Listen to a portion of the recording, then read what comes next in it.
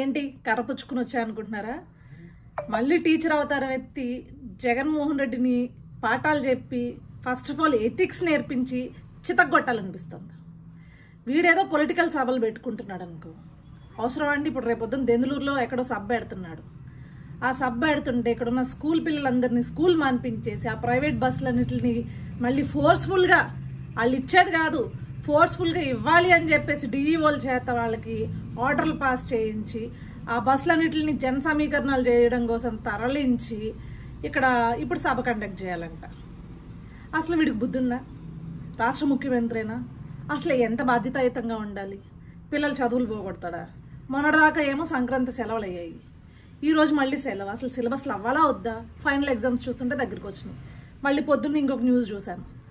సర్లే, ఇక్కడ రేపొద్దున్న సెలవు ఏంటా ఈ దరిద్రం, ఈ దరిద్రుడు వస్తే ఇదేం దరిద్రం, ప్రతిసారి ఇదే అవుతుంది, వీడు రావడం స్కూల్కి సెలవులు పెట్టించడం అని చెప్పేసి అనుకుంటే, ఇంకొక దరిద్రం ఏంటంటే పొద్దున్న న్యూస్లో చూసా, ఇంటర్మీడియట్ ఎగ్జామ్ బోర్డ్ ఎగ్జామ్ ఆపించి మరి ఇప్పుడు వీడు సభ పెడుతున్నాడు. అంటే 5 లక్షల పిల్లల జీవితాలతో ఆడుకుంటున్నాడు. బోర్డ్ ఎగ్జామ్ ఆపించి మరి నీ సభకి జనాలను తోలడం ఏంద్ర దరిద్రుడా, నిష్ట దరిద్రుడా? నిన్ను ఎలా కొట్టాలి?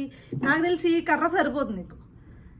ఏ ఇనప ఓసో బాగా కాల్చి సుర్రుమని వాత పెడితే అప్పుడైనా బుద్ధి వస్తుందేమో. గుర్తుంటుంది ఆ వాత, గుర్తుంటే ఇదిగో ఈ పనులు చేశాను ముఖ్యమంత్రిగా ఉన్నప్పుడు, రేపొద్దున్న ఎప్పుడైనా సరే బాధ్యతాయుతంగా ఉండాలి, పిల్లలు చదువులతో ఆడుకోకూడదు అని చెప్పేసి బుద్ధి జ్ఞానం వస్తుంది నీకు.